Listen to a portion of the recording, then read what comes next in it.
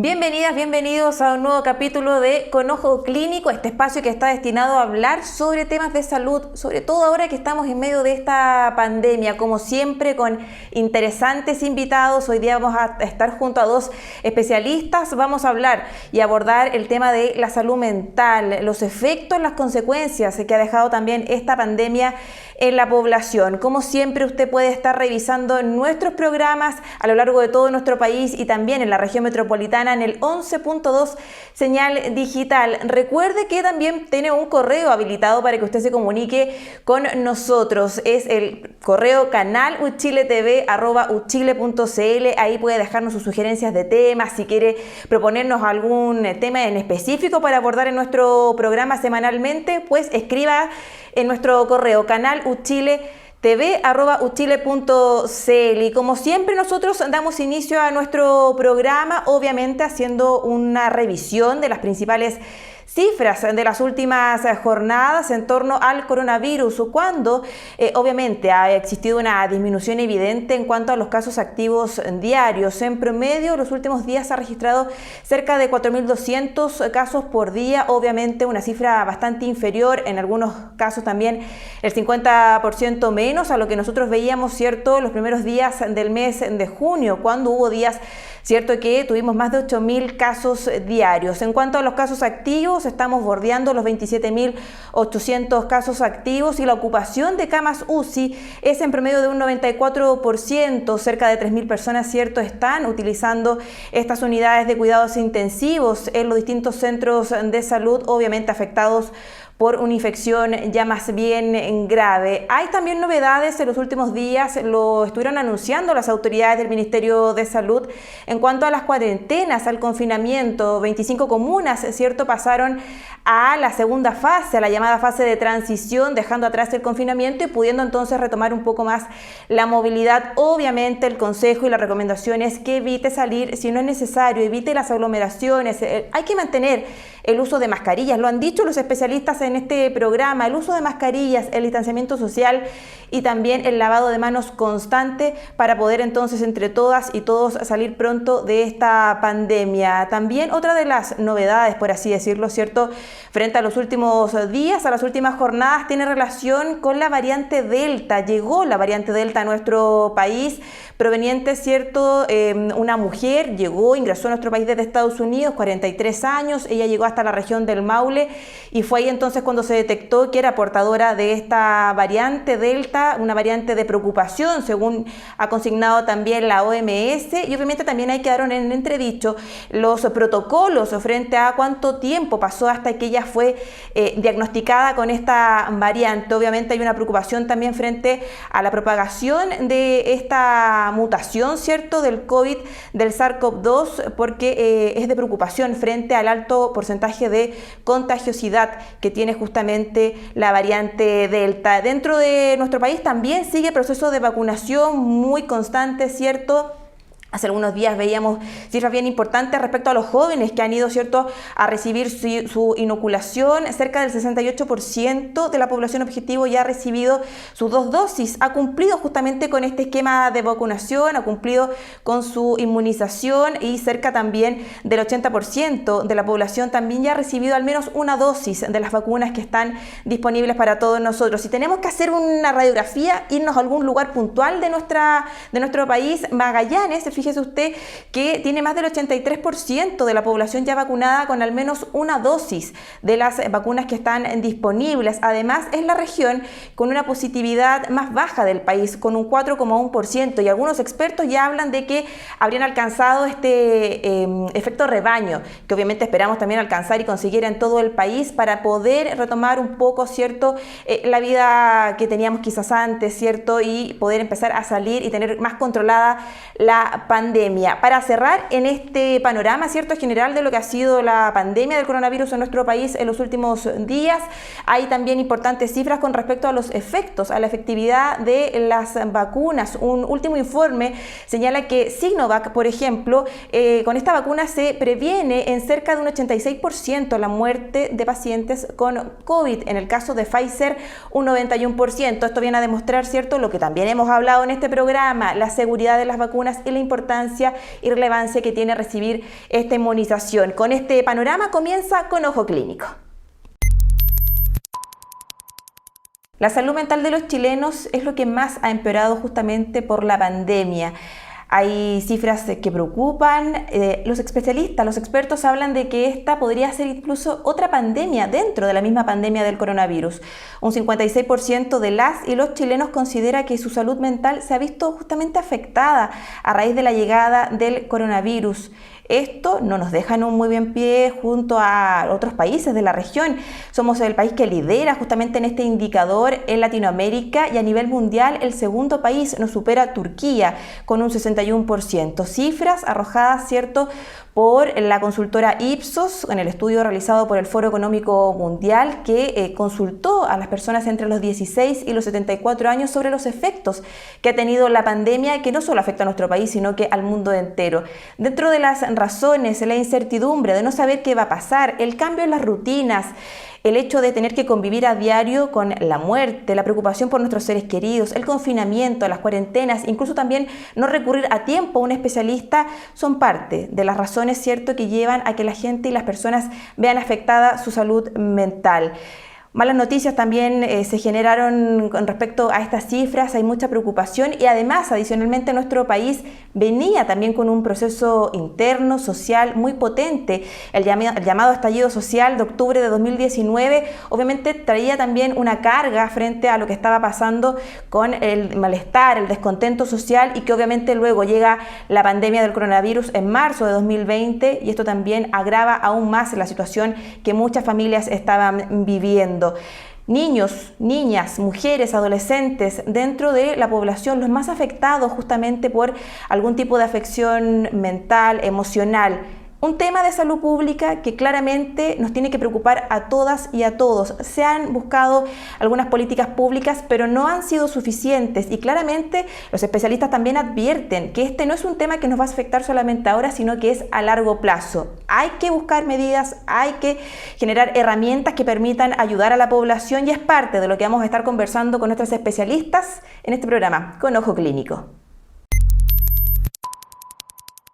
Se lo comentábamos al inicio de nuestro programa, tenemos ya a nuestra primera invitada, ella es Vania Martínez, psiquiatra infantil y del adolescente de la Universidad de Chile, doctora en psicoterapia y directora del Núcleo Milenio para mejorar la salud mental de adolescentes y jóvenes. Vania, ¿cómo está? Muchísimas gracias por acompañarnos en nuestro programa Con Ojo Clínico.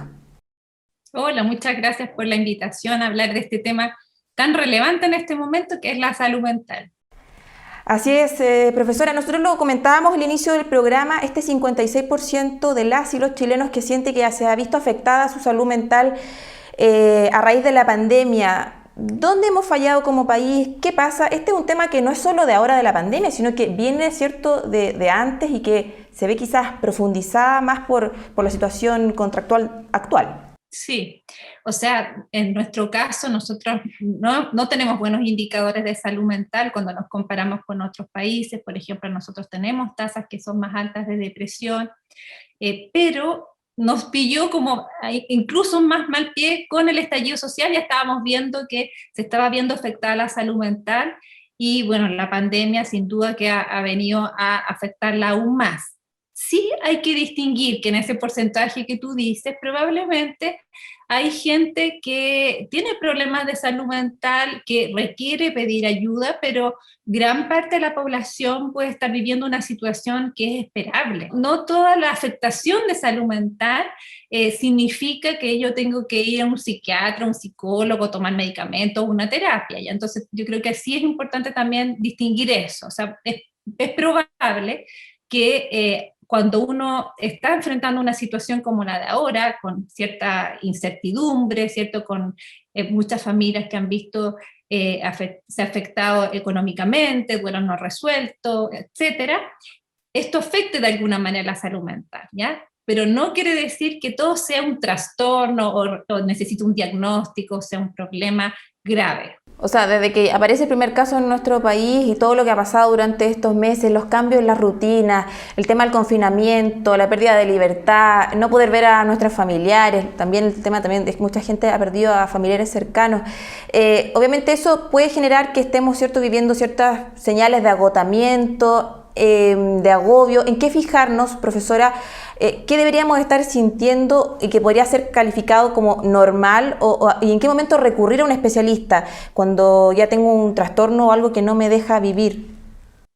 Claro, o sea, es normal, por ejemplo, el estar preocupado por esta situación. De hecho, eso es un mecanismo que nos ayuda a activarnos para tomar ciertas medidas. O sea, si nosotros nos despreocupáramos y dijéramos, aquí esto no está pasando nada, relajaríamos esas medidas, lo cual sería perjudicial para nosotros. Entonces, es bastante adaptativo el preocuparse, pero no preocuparse hasta el punto en que yo no puedo hacer cosas con mi vida. Por ejemplo, me preocupo tanto que no hago nada, o quedo bloqueado, o me paralizo, ¿ya?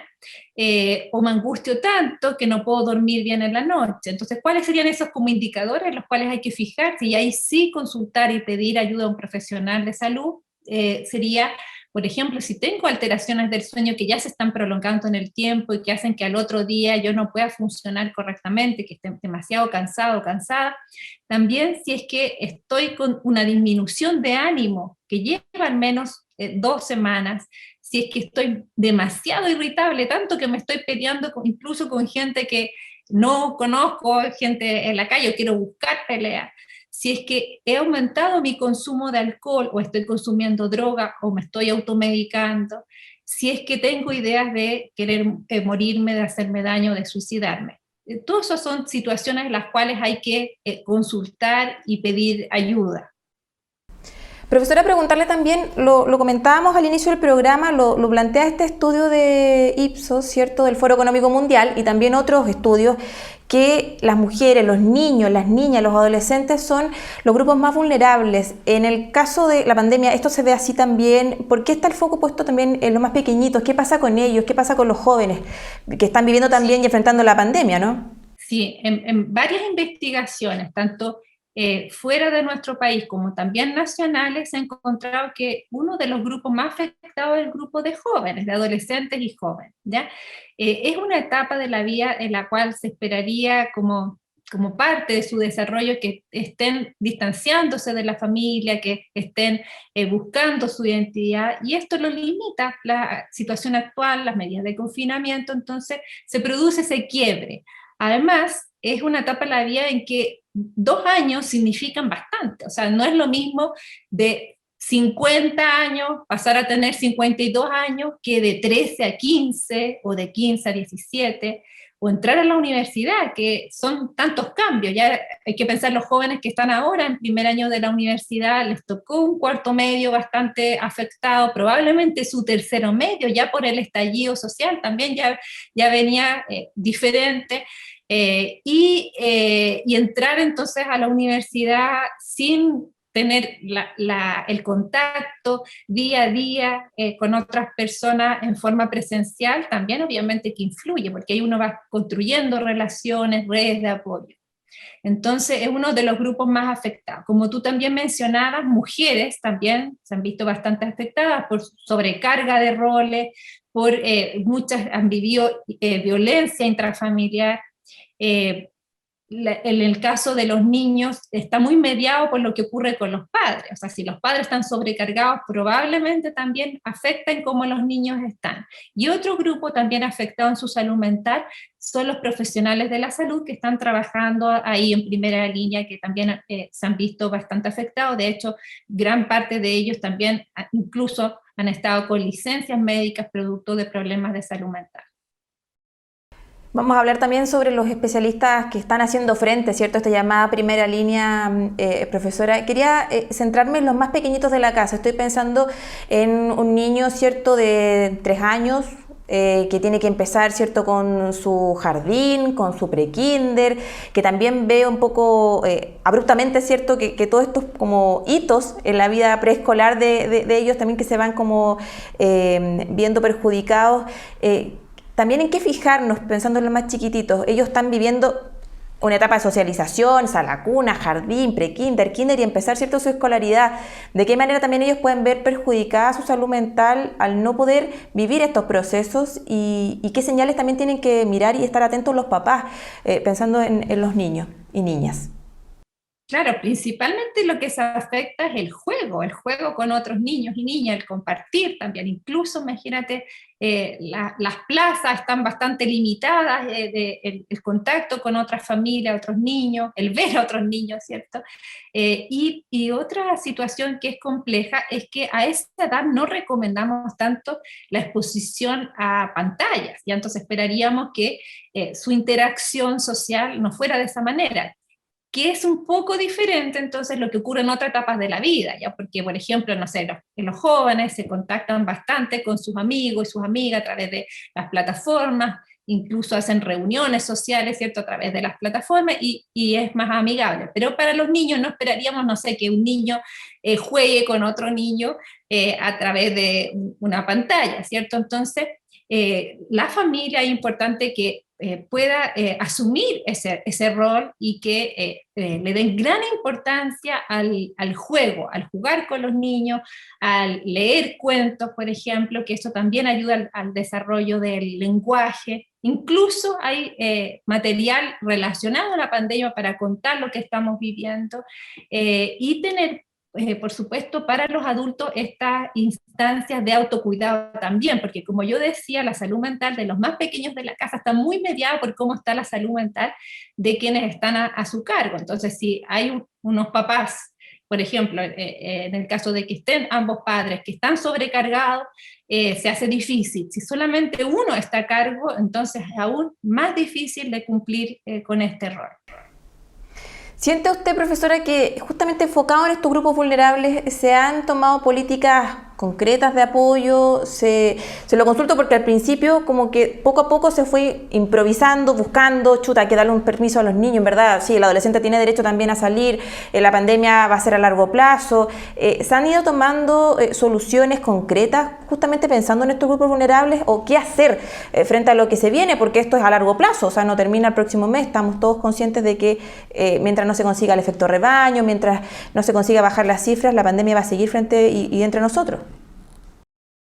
Yo creo que hemos avanzado bastante, temas de salud mental se están hablando, pero todavía estamos muy al debe, muy en deuda, así que todavía hay que harto camino por recorrer, ¿ya? Pero ¿qué se avanza? Desde la Universidad de Chile, impulsado por la mesa social, se solicitó al rector Enio Vivaldi que se generara un documento en el cual a mí me tocó participar y sobre estrategias que pudieran ser importantes para la pandemia. Eso se entregó a la mesa social, eso fue un puntapié para después el programa Saludablemente del gobierno, que tiene una plataforma web y que además tuvo una mesa de expertos de trabajo y se le va a dar continuidad a ese trabajo a través de una especie de observatorio, un consejo que va a apoyar ese trabajo. En esa mesa, Saludablemente, que también me tocó participar, había varias submesas o comisiones en las cuales ahí aparecen cuáles serían las mejores estrategias y cuáles son necesarias de implementar. Algo que todos pensamos cuando pensamos en salud mental probablemente es directamente pensar en atención, ¿ya? Atención de salud mental, psicólogo, psiquiatra, ¿cierto? Pero nosotros tenemos que partir mucho antes, con prevención, con promoción, y cuando hablamos de prevención, no hablamos solo medidas de salud mental con profesionales de salud mental, sino que hablamos de medidas que quizás van orientadas en otras políticas y que influyen en la salud mental. Por ejemplo, un apoyo económico a las familias, sin duda que es un gran aporte. Un permiso para poder hacer deporte, esta franja horaria que quizás podíamos pensar que dado nuestro clima, tal vez también aumentarlo un poco también hacia un horario de la tarde algunos días, creo que también es un gran aporte. Entonces, si pensamos en qué ministerios nos podrían ayudar a una mejor salud mental, son todos. Imagínate lo que tiene que aportar educación, que no sea centrado en estos momentos la educación en contenidos, pruebas SIMSE, prueba de transición universitaria, sino que también en apoyar los aspectos socioemocionales, incluida la salud mental de profesores y profesoras que también están bastante agobiados. Y entonces hay una deuda, se ha hablado de un aumento de recursos, pero como estamos tan en déficit, en realidad todavía necesitamos aumentar más recursos. Nosotros como país invertimos de todo nuestro presupuesto de salud solo un 2,4% en salud mental, y lo que aspiramos, lo que está recomendado es un 6%. Entonces tenemos que aún triplicar esto que estamos invirtiendo, y necesitamos una inversión, porque invertir también en salud mental va a ser invertir en una mejor calidad de vida para todos nosotros. Así es. Profesora Martínez, estábamos hablando de los más pequeñitos, las niñas, los niños, los jóvenes, los adolescentes. Quiero que revisemos también lo que está pasando con los universitarios. Estaba viendo cierta información en la U, Vamos Juntos, un estudio realizado a estudiantes de primer año. El año pasado, quienes ingresaron a la universidad se encontraron con todo esto distinto, ¿cierto? Ya no hay un contacto, las típicas actividades grupales de los primeros días de clase. Todo eso ha sido muy distinto, educación de manera telemática, obviamente cambian todos los procesos, ¿cierto?, de aprendizaje, enseñanza, y rápidamente todos acomodarnos a esta nueva forma de trabajar, de estudiar y de compartir y de relacionarnos con los otros. Quisiera que habláramos de este estudio. Hay varias cifras bien interesantes, hay diferencias entre hombres y mujeres, también en cuanto a la prevalencia, ¿cierto?, de algunos síntomas. Me gustaría que revisáramos en parte este estudio y las cifras que usted destacaría frente a lo que están viviendo también los universitarios. Sí, bueno, nosotros desde el Núcleo Milenio IMAE estamos impulsando esta iniciativa que es una colaboración internacional, participan alrededor de 20 países, lideradas por la Universidad de Harvard y al alero de la Organización Mundial de la Salud, y nosotros partimos entonces el año pasado sin saber que íbamos a tener pandemia. Obviamente nosotros habíamos planificado este estudio con más de un año de anticipación, y se llama en Chile, en la U Vamos Juntos. La idea es hacer una encuesta de distintos aspectos de salud mental a estudiantes de primer año. El año pasado participaron los estudiantes de primer año de la Universidad de Chile, pero este año tenemos además participando a la Universidad de O'Higgins, que ellos ya completaron su encuesta, y en este momento tenemos a la Universidad Austral de Chile y la Universidad de Chile también con sus estudiantes de primer año. Además, nosotros le estamos haciendo un seguimiento a quienes ya contestaron la encuesta el año pasado. Esto, a diferencia de otras encuestas que se han aplicado en el país, es una encuesta que es longitudinal. Eso significa que a quienes les preguntamos el primer año, les vamos a preguntar durante su carrera universitaria, cada año, una vez al año, cómo están, cómo está su salud mental, y así vamos a poder determinar cuáles son esos factores protectores y factores de riesgo. Pero no solamente es una encuesta la iniciativa, sino que también nosotros estamos diseñando y aplicando algunas intervenciones digitales principalmente, escuchando a los jóvenes también a través de entrevistas de cómo podemos mejorar nuestra atención de salud mental, cuáles son las barreras para acceso de ayuda. Entonces hay varias iniciativas, y una de las iniciativas importantes también es una aplicación para celulares que se llama Cuida tu Ánimo, que en este momento está disponible para las distintos sistemas operativos que existen en los teléfonos móviles. Cuida tu Ánimo se llama, y entonces ustedes la pueden bajar, y lo que busca es prevenir e intervenir tempranamente la depresión y el riesgo suicida en jóvenes. ¿Qué es lo que encontramos en la encuesta el año pasado? Que cosas que ya sabemos, en realidad. Nosotros sabemos que las mujeres tienen más depresión, más síntomas ansiosos que los hombres, y eso lo encontramos. Pero lo que no sabíamos que iban a ser tan altos los porcentajes. Un 25% de las mujeres tenían síntomas de depresión y síntomas de ansiedad considerables, o sea, como para requerir algún tipo de tratamiento. Y en el caso de los hombres, un 15%. Y en el tema de alcohol y otras sustancias, ahí el riesgo más hacia los hombres. En el caso de los hombres, cerca de un 8% tienen este riesgo, y en el caso de las mujeres, cerca de un 5%. La ideación suicida es más prevalente en las mujeres, ¿ya? Y entonces también hay un factor de riesgo para ellas. Pero los hombres, en globo, y eso no solamente ocurre en nuestro país, se suicidan más. Por lo tanto, también los hombres son muy importantes a pesquisar tempranamente cuando tienen ideación suicida, ¿ya? Otra diferencia que encontramos también es el nivel de participación, ¿ya? por cada 2 mujeres participó un hombre. Entonces ahí tenemos un desafío de cómo invitamos a los hombres a participar. Bueno, yo estoy hablando mujeres y hombres, pero eso es bastante simple en este momento, porque en realidad tenemos un grupo, un 2,5% de quienes se identificaron o transgénero o género no binario. Y encontramos que esa población, que nuestra universidad tiene, la Universidad de Chile tiene ahora política para ir acogiendo a quienes tienen una identidad de género o transgénero, género no binario, esa población es de mayor riesgo también. En nuestra encuesta tenían más riesgo de depresión, de ansiedad y de ideación suicida. Y otro grupo de riesgo que apareció es quienes son primera generación en la universidad. O sea, sus papás no fueron a la universidad, ellos por primera vez son una generación que están yendo a la universidad, y es un gran desafío, hay mucha expectativa puestos en ello. Alguna entrevista que hemos hecho nos dicen, claro, no me gustó la carrera y cómo voy a decir, porque en realidad están todos entusiasmados de que yo entré a la Universidad de Chile con todo el orgullo que eso significa, ¿cierto? Entonces son un grupo de mayor de riesgo.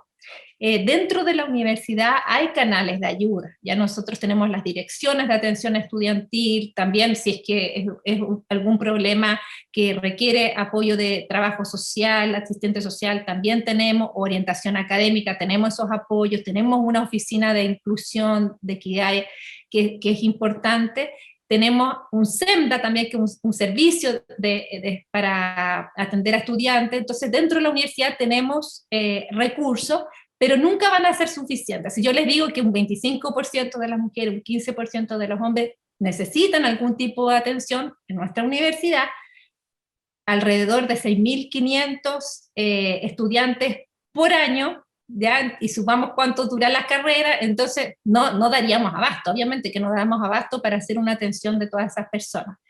La universidad debiera tener políticas de promoción, de prevención, de detección, y algunos casos yo creo que se ven beneficiados del tratamiento, pero también referir hacia otras atenciones. En este momento creo que una buena oportunidad es la que ofrece la misma plataforma Saludablemente. Dice, en esa página web dice ayuda de profesionales, hay varias opciones, y está Hospital Digital. Hospital Digital tiene un teléfono que es el 600-360-7777, opción 1.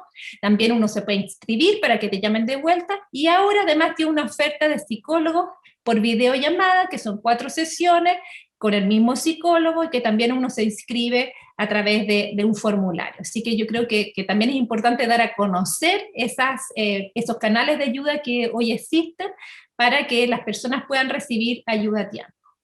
Así es importante también escuchar y ayudar y orientar a los estudiantes, sobre todo en un contexto como el que estamos viviendo actualmente. Profesora, la quiero invitar a que revisemos ahora una consulta que nos llega desde la comuna de Santiago. La invito a que vea el siguiente video.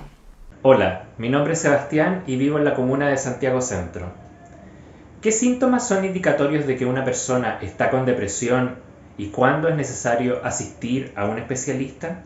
Ahí estaba la consulta de Sebastián Jara. ¿Qué síntomas indican, Vania, que estamos frente a una depresión y cuándo es necesario que recurramos a un especialista?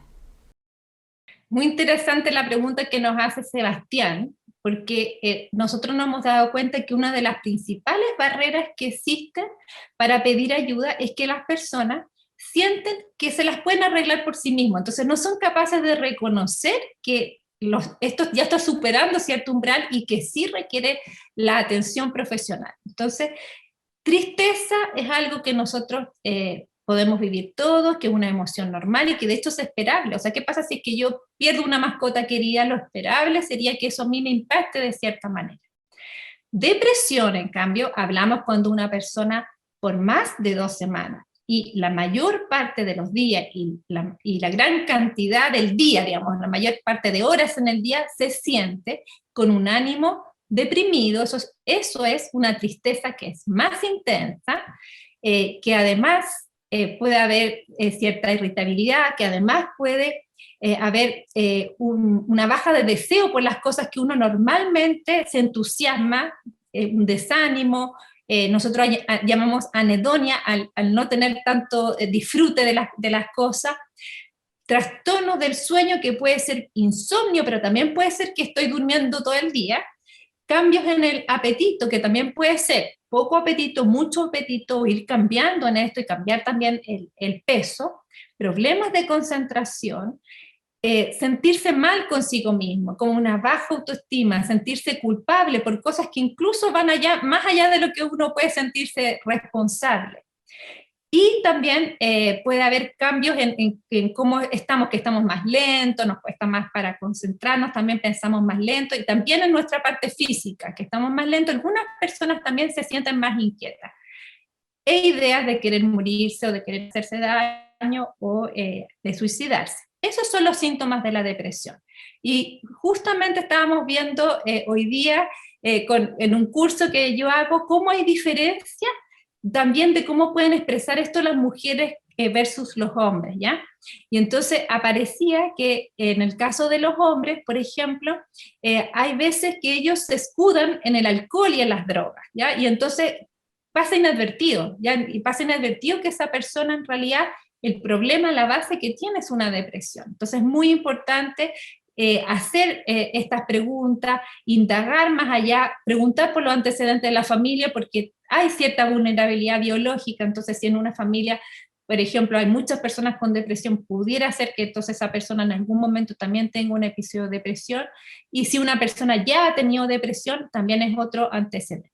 La buena noticia es que la depresión tiene un tratamiento, ¿ya? Y ese tratamiento bien llevado va a reducir las consecuencias negativas, y esperamos que también mientras antes consulta a alguien, por ejemplo, una depresión leve, es mucho más posible de ser tratada con mejor pronóstico que una depresión grave que ya lleva años de evolución.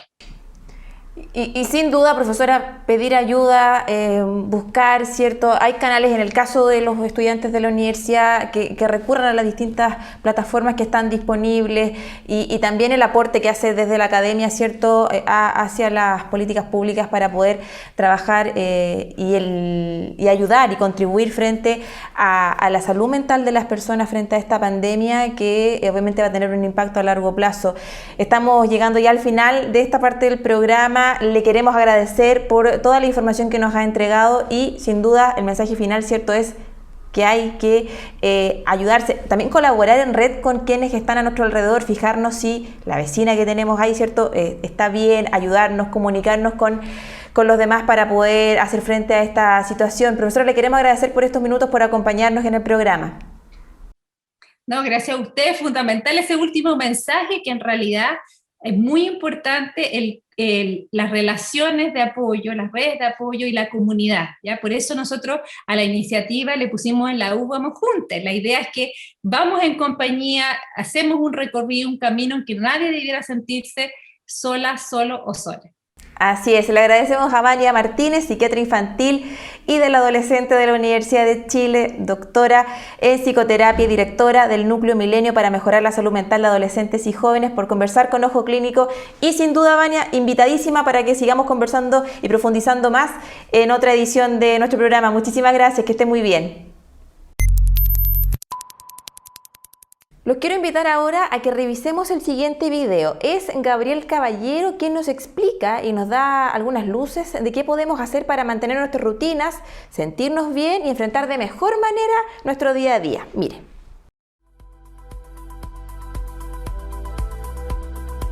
Una de las herramientas que se usa mucho en la psicología del deporte son las rutinas. Con los deportistas se trabajan las rutinas, ya que alivian la ansiedad, aumentan la concentración y por ende dan una mayor sensación de control del propio cuerpo, del contexto, ya que le encontramos formas de controlar el contexto y eso nos aumenta nuestra autoconfianza, ¿sí? En ese sentido es importante destacar que la rutina debe seguir pasos, debe ordenar al cerebro, entender que los distintos estudios indican que el ejercicio físico, la actividad física, es una herramienta eficaz y eficiente para paliar sintomatología ansiosa, sintomatología de angustia, estrés psicosocial, sintomatología depresiva. por ende, que son reacciones que en este contexto se van a dar mucho y son muy normales por la incertidumbre, por la desestructuración que sufrimos de nuestra rutina diaria, lo cual es totalmente normal, pero no quiere decir que no sea molesto. Entonces tenemos que tener las estrategias adecuadas para afrontarlo. Una de esas estrategias es respetar las asociaciones de estímulo que tenemos en nuestro diario vivir en un contexto o en un entorno de normalidad. Por ejemplo, si usted se va a levantar en este contexto, levántese, dúchese, haga lo que hace cuando va a trabajar, cuando sale de su domicilio a trabajar, independiente que vaya a trabajar de la casa, vístase con la ropa con la que va a trabajar, vístase rápido si es que se quedó 5 minutos más en la cama y está atrasado para llegar, siendo que no va a salir, adecúe su espacio de trabajo muy parecido a su espacio de trabajo a donde se va a dirigir. Lo mismo con la persona que va a hacer su plan de entrenamiento de ejercicio.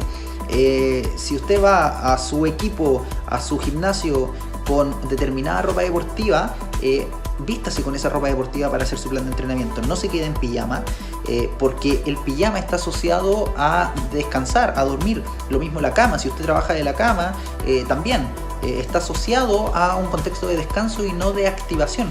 Por ende, tenemos que respetar los estímulos y las asociaciones de esos estímulos que nos permiten movilizarnos en nuestro día a día normal y que necesitamos también para movilizarnos en este contexto en el que estamos desestructurados. Así le vamos a dar un camino al cerebro para predisponerse de una mejor manera.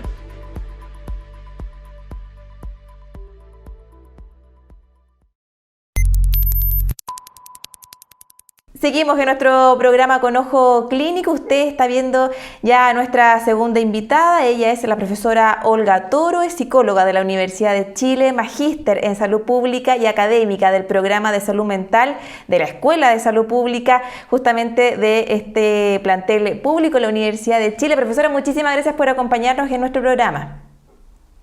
Hola, ¿cómo estás? Un gusto de participar. Muchas gracias por la invitación. Muchas gracias a usted. Partir preguntándole, profesora, sobre la conciencia que existe ya, estamos a más de un año y medio de la pandemia, la conciencia que existe sobre la salud mental, lo importante que es fijarnos a la hora de si no estamos bien, qué nos está pasando. Quizás es algo que antes no se hablaba tanto, pese a que existía, ¿cierto? Todos tenemos situaciones de alguna complejidad emocional, pero ahora con la pandemia esto es un tema que se ha puesto más sobre la mesa, ¿cree usted? Bueno, absolutamente. Al inicio de la pandemia, estamos hablando, imagínate, marzo, abril del año pasado, ¿cuánto tiempo ya ha pasado, no? Ya la Universidad de Chile puso un documento, ¿cierto?, público, advirtiendo la necesidad de abordar los temas de salud mental asociados a la pandemia, porque se veía que este era un ámbito donde iba a haber un impacto importante a propósito del contexto de la pandemia. Ahora, hay que recordar, sí, para ser justos con nuestra historia, que en el último periodo del año 2019, a propósito del estallido social, ya había comenzado a estar en la opinión pública de manera muy importante el problema de la salud mental, pero fíjate, asociado al malestar social. ¿Ah? Y eso es importante porque hoy día entendemos la salud mental también desde un contexto de los determinantes sociales, ¿ya? Antiguamente se decía, bueno, este es un problema de falta de inteligencia o que la persona nació con algo raro. Hoy día no es así. Hoy día sabemos que hay múltiples condiciones, que es multicausal, que todos podemos tener un problema de salud mental en algún momento de nuestra vida y que hay razones biológicas, sí, pero fundamentalmente razones sociales, del contexto, culturales, etcétera, ¿no? Y la pandemia nos pone además en una crisis porque estamos viviendo un escenario de anormalidad para nuestras vidas, ¿no? Esto no es normal para nuestras vidas y por supuesto que nos vemos afectados. Al igual que con otras dimensiones de nuestra vida, ¿cierto? La salud mental no es enfrentada de la misma manera por una familia que quizás no tiene todos los recursos económicos para poder tratarse, que alguien que tiene ciertos recursos para poder ir a una clínica particular. ¿Qué pasa con el impacto justamente de la salud mental en aquellas poblaciones que son más vulnerables? ¿Estamos llegando a tiempo a ellos? ¿Se les están entregando las herramientas necesarias para poder ayudarlos, sobre todo en este contexto? Maritza, lo que has mencionado es clave. Se ha dicho mucho en los medios de comunicación de que la salud mental impacta está impactando a toda la población. Pero lo que sabemos es que la salud mental no se va a ver impactada de igual forma en todos los chilenos y chilenas y todos quienes vivimos en nuestro país. La determinación social, es decir, las condiciones de pobreza, de aislamiento, de alejamiento, situaciones preexistentes como violencia intrafamiliar, alcoholismo, el problema hoy día con la crisis económica, los problemas de cesantía, de dificultad en acceso a los recursos para la sobrevivencia básica, son fundamentales. Hay ciertos grupos vulnerados de la población que le están pasando muy mal. Y una de las cosas que se ha observado en los modelos de respuesta, ¿no? Hay un modelo que es sugerido, que la Universidad de Chile lo puso también muy a tiempo, de que el país lo acogiera, el modelo humanitario de las Naciones Unidas para enfrentar catástrofes sanitarias como la que estamos viviendo por la pandemia, señala que para el conjunto de la población lo que tenemos que hacer como país es primero que nada asegurar la dignidad de las personas. Y eso entonces uno ya piensa, ¿cierto?, en ciertas políticas, iniciativas y estrategias que apunten a resguardar el estado social y económico de las familias, por ejemplo. Porque el conservar la dignidad de las personas, cuidar la dignidad de las personas, tiene profunda relación con su estado de bienestar y salud mental. Quizá por eso también estuvo muy vinculado al proceso del estallido social. Hay un grupo de población en un nivel siguiente que va a requerir fuertes apoyos para empoderar a la comunidad, ¿ya? Y aquí hay muchos mensajes muy importantes para fortalecer iniciativas y desarrollos locales. Hay mucha solidaridad a nivel territorial. Hay muchas organizaciones sociales que están trabajando por cuidar los vecinos que están en peores condiciones, llegar a tiempo cuando advierten que hay alguna familia más aislada, donde hay adultos mayores, donde hay adolescentes que puedan estar complicados. Es decir, hay iniciativas que tienen que apuntar directamente al cuidado colectivo de la salud mental. Todas las personas, es cierto, en esta situación anómala, sobre todo con el confinamiento, podemos sentir miedo, miedo al contagio, pero también miedo al futuro, rabia. Tendemos también a echarle la culpa a alguien, ¿no?, de esto que nos está ocurriendo. A veces tendemos a culparnos nosotros mismos. Esto le ocurre muy frecuentemente a los adultos, por ejemplo, que tienen a cargo cuidado de niños y niñas o personas mayores, que se sienten culpables por no poder estar dando todo lo que quieran dar, ¿cierto?, para cuidar a esas personas. Todas esas emociones y esos sentimientos son esperables para una situación anómala tan extraña como la que estamos viviendo. Lo importante para ese nivel de la salud colectiva es que esas emociones y sentimientos no se apoderen de nuestras decisiones, sino que más bien nuestras decisiones sean guiadas por nuestros valores, porque esos, aunque pase un terremoto por encima de la cabeza, esos están ahí. Nosotros, cuando revisamos nuestros valores al interior de nuestras familias, de nuestras comunidades, nos damos cuenta que queremos ser solidarios, que queremos cuidar a nuestros niños, no retarlos ni maltratarlos porque se portan más mal, porque están confinados. Queremos protegerlos, queremos poner los pies en la tierra, queremos ayudar. Si tú te fijas, cuando estamos con todas estas emociones que pueden atentar contra nuestra salud mental, si nos recordamos que el camino que queremos seguir, el de nuestros valores que están ahí, nuestras decisiones van a ser mejores en un escenario de catástrofe. Y eso ocurre incluso en situaciones de guerra, por ejemplo, ¿no? De qué manera las personas son resilientes y sobreviven cuidando su salud mental. La idea es que podamos salir de esta crisis sanitaria sanos desde el punto de vista de nuestras emociones, nuestros pensamientos y nuestras decisiones. Olga, me quedo con esto que usted señala de asegurar dignidad a las personas, ¿cierto? Y esto también al final que usted plantea de que tenemos que entre todos, ¿cierto?, salir bien de esta pandemia. Hay un trabajo también bien interesante que han estado desarrollando académicos de la universidad. Usted ha sido parte de este levantamiento de información. Quisiera que nos contara a todos quienes están viendo nuestro programa hoy día sobre la iniciativa Saludablemente, en qué consiste, los datos que han podido también ustedes poner sobre la mesa. Mira, en abril del 2020, cuando la Universidad de Chile pone en la mesa social esta propuesta de documento de que el abordaje de la salud mental puede marcar una diferencia en la respuesta a la pandemia y que precisamente ahí puede estar la clave de cómo podemos salir fortalecidos a pesar de la adversidad, el gobierno, a través de la mesa social, acogió ese documento, le dio la relevancia que tiene y entonces impulsó la medida llamada Saludablemente. ¿En qué consistió Saludablemente? Se convocó a una mesa de expertos en la que yo fui invitada y participé representando a la universidad, donde levantamos un conjunto de recomendaciones y medidas basadas en evidencia para que pudieran ser realizadas mediante políticas públicas y con recursos asociados para enfrentar la pandemia. En ese informe concretamos un conjunto de 6 ejes prioritarios. Uno de ellos era el fortalecimiento comunitario, otro, por ejemplo, el fortalecimiento de los servicios de salud mental. Sepan ustedes hoy día, si nosotros comparamos el primer semestre del 2020 con el primer semestre del 2019, es decir, qué ha pasado en la pandemia, tenemos que el nivel de atención del sistema de salud mental chileno disminuyó un 30%.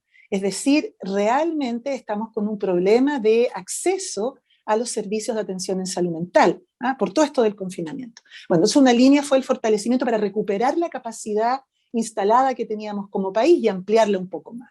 También el cuidado de la salud mental de los trabajadores de la salud, ¿no? Que están en primera línea y que ya llevan 1 año y medio sostenidamente en esta situación. Y así un conjunto de otras iniciativas. Entregamos ese documento. Está habilitada una plataforma que es www.saludablemente.gov.cl, donde las personas, es de acceso público, las personas pueden encontrar recomendaciones, tips para los distintos grupos de edad, porque son distintas las recomendaciones para los niños y niñas, que para los adolescentes, que para las mujeres, que para las personas mayores, que para los trabajadores de la salud. O sea, hay un conjunto de recomendaciones y también hay teléfonos asociados a través de los sistemas del Ministerio de Salud para recibir orientación telefónica, es una orientación inicial para las personas que piensen que están con algún problema de salud mental que ya los supera, ya no es este estrés normal para una situación como la que estamos viviendo, sino que se dan cuenta de que ya está afectando en demasía su vida, entonces ya se empiezan a sentir medio discapacitados con esto, ¿no? Con alguna sintomatología ya de trastorno del sueño, de estar irritables o muy apenados la mayor parte del tiempo. Hay entonces acceso telefónico para recibir una orientación inicial y poder recibir entonces qué paso seguir a la gente le ha servido, ¿no? Entonces esa es una estrategia que están dando. Nosotros como universidad en ese contexto estamos insistiendo en que los recursos comprometidos que son de refuerzo en todas estas líneas que recomendamos se ejecuten. A veces son lentas las implementaciones de estas estrategias y políticas, ya estamos en junio del 2021 y es necesario que alguna de esas medidas se acelere. Y ahora, recientemente, a propósito del anuncio del gobierno de este fondo extraordinario de ayuda para las secuelas COVID, la universidad ha sido invitada por el Congreso, en este caso por la Cámara de Diputados, a conformar una mesa técnica. Esto es reciente, creo que es la primera vez que lo cuento porque es noticia en curso de estas 2 semanas, una mesa técnica que ha invitado a expertos de colegios profesionales, de sociedades científicas y de las universidades para poder definir las prioridades del gasto de este fondo extraordinario donde salud mental fue priorizado. Nosotros hemos hecho algunas recomendaciones clave que complementan todo aquello que no fue cubierto ni con recursos en Saludablemente y que apunta muy directamente al fortalecimiento de las capacidades colectivas y al cuidado de la salud mental de los trabajadores de la salud. En eso estamos. Perfecto, profesora. Quería preguntarle también por los efectos, por las consecuencias que ha tenido la pandemia, ¿cierto? Y todos los cambios que hemos visto en nuestro alrededor, en nuestras rutinas diarias. ¿De qué manera lidiar, de qué manera hacemos frente y de qué manera podemos manejar justamente los efectos de esta crisis que tiene muchas aristas, ¿no? Una arista económica, social, humana, sanitaria. Se lo pregunto porque hace pocos días se conoció el caso de un empresario que finalmente se suicida por problemas, por apremios económicos, ¿cierto?, que estaban de la mano de la pandemia porque no pudo abrir sus locales y todo eso. Estamos viendo situaciones ya bien extremas, bien dolorosas. ¿Cómo manejamos esta crisis? Mira, ya tenemos algunos datos de lo que ha ocurrido en la población chilena, pero también teníamos antecedentes de experiencias de crisis anteriores. Por ejemplo, teníamos evidencia respecto de la crisis económica que hubo en Europa alrededor del 2010, donde efectivamente hay un deterioro de indicadores de salud mental asociados a las crisis económicas. Eso nosotros también lo hemos advertido, y ocurren cosas como esto, ¿no? Aumento de sintomatología en salud mental y diagnóstico de salud mental asociado, por ejemplo, al endeudamiento de las personas, aumento de tasas de suicidio fundamentalmente en hombres adultos, que es un comportamiento atípico para lo que habitualmente ocurre con las tasas de suicidio, y en general mayor estrés psicosocial asociado a las desigualdades que se producen porque se profundizan las situaciones de desigualdad. Entonces, de hecho, una de las poblaciones que están diferenciadas, con efectos diferenciados, es la población afectada por la crisis económica. Hay otras poblaciones que son vulneradas que tienen efectos también diferenciados. Por ejemplo, todo lo asociado a violencia, abuso, maltrato, todo lo asociado a personas mayores y aislamiento, el tema de los niños y niñas, que estamos viendo que va a haber efectos a mediano y largo plazo, porque se ha cortado un proceso de desarrollo sano, ¿no? Los niños tienen que jugar, tienen que estar en la escuela, y eso es súper importante para su desarrollo normal. Me quería justamente detener en lo que usted hablaba de los efectos en las personas también mayores. Harto se ha hablado en el último tiempo de que se han visto agravadas las demencias seniles, el caso del Alzheimer también por el tema del confinamiento. Si pudiera también profundizar un poquito con respecto a eso. Mira, todas las personas que tenían alguna condición de salud mental preexistente, que ese es un grupo por el que yo personalmente he abogado mucho, porque cuando se dice todos estamos afectados por la salud mental, entonces al final es como que nadie, ¿no? Hay un grupo de nuestra población, que al menos un cuarto de la población, que está con algún problema de salud mental preexistente, ¿no? Es el caso, por ejemplo, de las personas que tienen demencia, pero también hay personas que venían cursando una depresión, personas que estaban cursando una esquizofrenia u otra psicosis, un cuadro bipolar. Esas personas tienen un mayor riesgo de verse agudizados los propios problemas de salud mental, porque se agrega la ansiedad, el temor que le está ocurriendo al resto de la población. Entonces, efectivamente, sobre todo las personas que están muy aisladas, porque hay parte de este grupo de población que tiende a aislarse, ¿no? Dice, bueno, hay que estar confinado, pero el estar confinado, este distanciamiento físico, no significa un distanciamiento emocional, ni afectivo, ni social, ¿no? Y lamentablemente se tiende a confundir. Entonces, es importante usar todos los medios posibles para mantener las relaciones afectivas y significativas.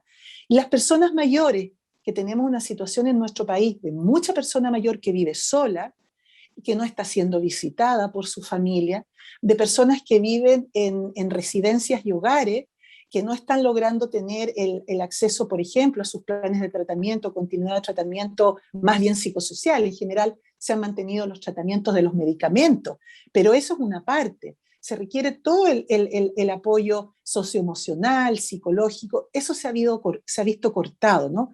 Una de las grandes afectados en la provisión de servicios de nuestro país es todo lo que veníamos ganando y que habíamos avanzado de manera importante en nuestro país en intervenciones grupales, comunitarias, grupos de autoayuda. Todo eso se ha visto profundamente afectado y eso hay que recuperarlo. Por eso todas nuestras estrategias han ido apuntando a cómo ayudamos a esas iniciativas locales, territoriales, les apoyamos con fondos públicos, les apoyamos a través de las universidades y hay muchas iniciativas maravillosas de grupos de académicos a lo largo del país, de con las universidades, de estar apoyando comunidades. Pero sin duda, el caso de las personas mayores y con demencia, así como otras personas con alguna condición de salud mental, lamentablemente se ha visto agudizado, a lo que se agrega el estigma, ¿no? Hay estigma, además, se dice, bueno, esta persona tiene un trastorno psiquiátrico, entonces capaz que sea más riesgosa para contagiar, o estar confinada con esa persona debe ser más difícil. Si ya es estresante estar confinada, estar con una persona con un trastorno psiquiátrico debe ser doblemente. Esos son mitos, no hay nada que demuestre que eso sea así. Entonces además se agrega esta condición del estigma. Profesora, hay otro tema también que es interesante tocar, que no muchas veces se habla, ¿cierto?, que tiene que ver con el duelo. Obviamente hay muchos ritos que uno hace comúnmente cuando pierde a un familiar, a una persona cercana, ¿cierto?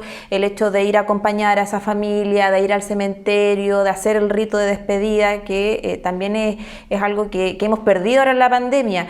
El impacto también que hay a la hora de manejar esas situaciones, la separación también, hay tantos aspectos a los cuales hay que abordar y que hay un impacto justamente después de más de 1 año y medio y un proceso que tenemos para rato. Sí, bueno, ese ha sido el fallecimiento de personas por COVID y de fallecimiento de personas por otras condiciones, pero en los que los hospitales o clínicas han tenido que tomar las medidas de resguardo, ¿no?, de contagio, ha sido una de las cosas difíciles porque así ha atentado también contra nuestra cultura, de cómo nosotros nos despedimos de nuestros deudos, ¿no?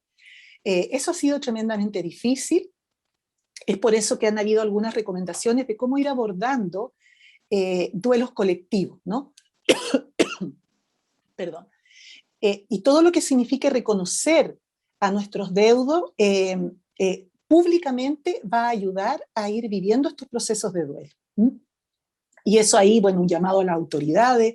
En muchas actividades que se están haciendo públicas se parte, ¿no?, con un minuto de silencio recordando a los fallecidos.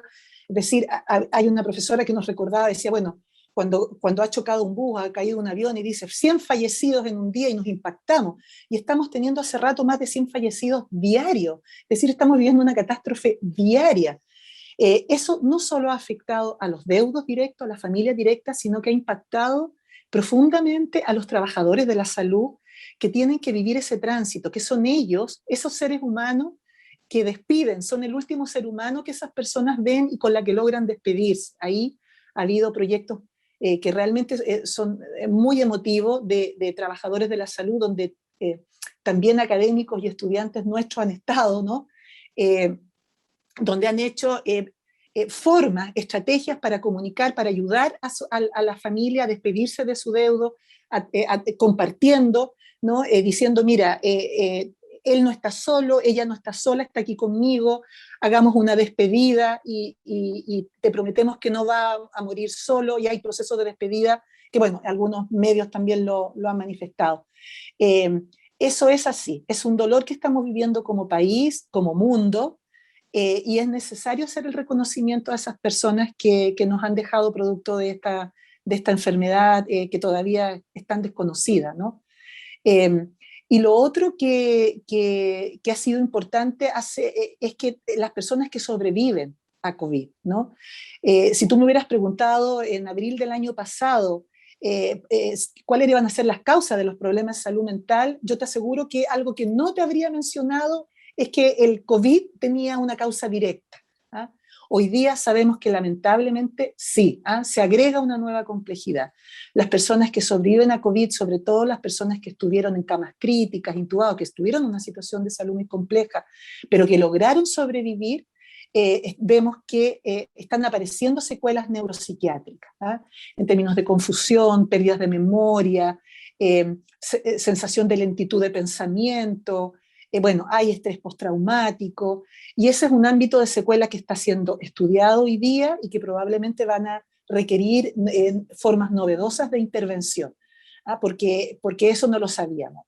Y lo otro es las familias y esas personas, el impacto y estrés posterior, ¿cierto?, de la felicidad de que la persona sobrevivió, pero el impacto de lo que significó estar con una sensación cercana a la muerte, ¿no? Entonces, esos también son efectos que estamos conociendo últimamente, no lo conocíamos al principio de la pandemia.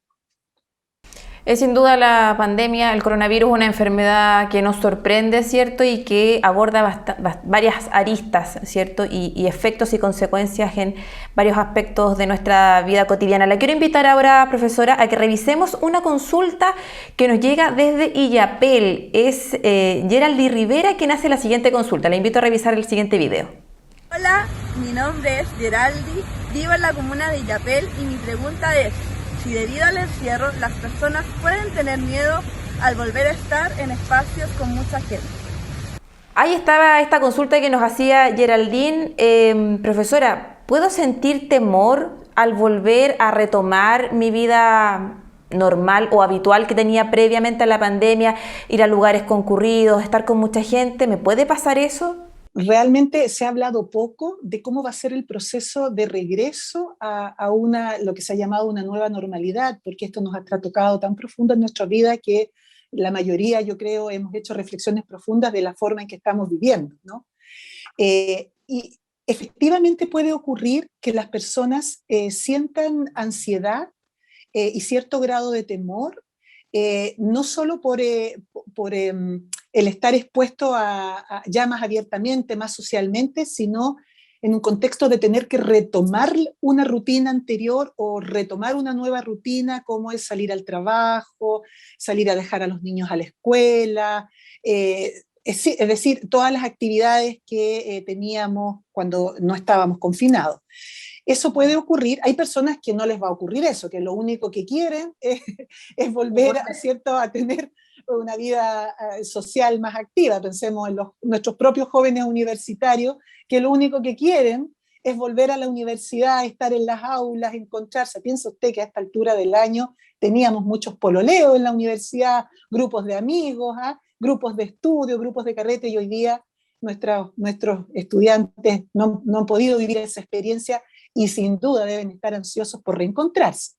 Pero también ellos, así como nos preguntaba la auditora, ¿cierto? Pueden también algunos de ellos sentir mucha ansiedad, mucho estrés, decir, chuta, y ahora voy a conocer a gente nueva, voy a ver a gente nueva, gente con la que me veía en la pantalla o gente con la que me comunicaba, ¿cierto?, en las clases, pero también gente que no conozco, puede producir ansiedad. Recurran, ¿cierto?, a sus capacidades. Las capacidades sociales las tenemos. Los seres humanos somos seres sociales. Si nosotros mantenemos relaciones de conversación con los amigos, con los vecinos, con los familiares, mantenemos nuestro músculo de las relaciones sociales mejor preparado, ¿no?, para el eventual escenario de ya poder empezar a hacer nuestra vida de manera más normal, retomar nuestras rutinas. Eso va a ayudar, y va a ayudar a mitigar este efecto de temor, de ansiedad, que es normal que ocurra. No en todas las personas, pero en algunas personas puede ocurrir. Ahora, es importante que si alguien siente que esa preocupación o temor en realidad ya está muy exacerbada, que de solo pensar que el día siguiente debo salir porque debo ir a comprar, debo ir a trabajar, hacer trámite, ir a la escuela, etcétera, no me deja dormir bien, siente que el corazón se me va a salir, me duele la guata, se me quita el apetito, es decir, ya empieza a ser realmente poco tolerable. Entonces es probable que esa persona pueda buscar ayuda, ¿no? Buscar ayuda a través de su centro de salud más cercano, puede manifestarlo y contarlo a su familiar o a sus amigos, mira, me está pasando eso. Contarle, ponerle nombre, siempre ayuda mucho, ¿no? A objetivar, a mirarlo, a ponerle pensamiento, ¿qué es esto que me está ocurriendo?, ¿no? Y ver, bueno, ¿qué puedo hacer?, ¿no? Me puedo preparar, a lo mejor no tengo que hacerlo tan rápido, a lo mejor lo voy a ir haciendo de a poquito, y yo misma voy midiendo mis capacidades. Pero recordar, confiar en que como especie somos seres sociales, no podemos escapar a eso, eso es lo que nos constituye como especie, por lo tanto está ahí, en todas nuestras capacidades, y debemos confiar en ello, y bueno, sentir ese nervio de volver a encontrarnos es absolutamente natural y esperable. Así es, y pedir ayuda si es necesario, hablar con los demás, contar lo que me está pasando, ¿cierto?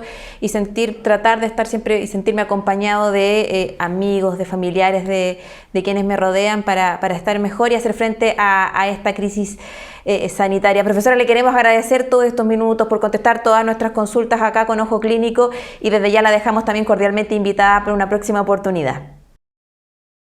Muchas gracias y felicitaciones. Nos estamos viendo en una próxima oportunidad.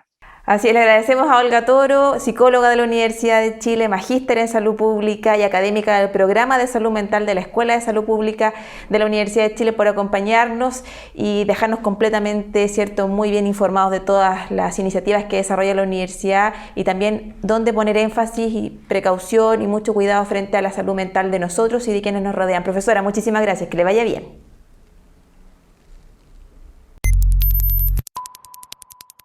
Estamos ya llegando al final de nuestro programa. Conversamos hoy día con dos especialistas en torno a la salud mental.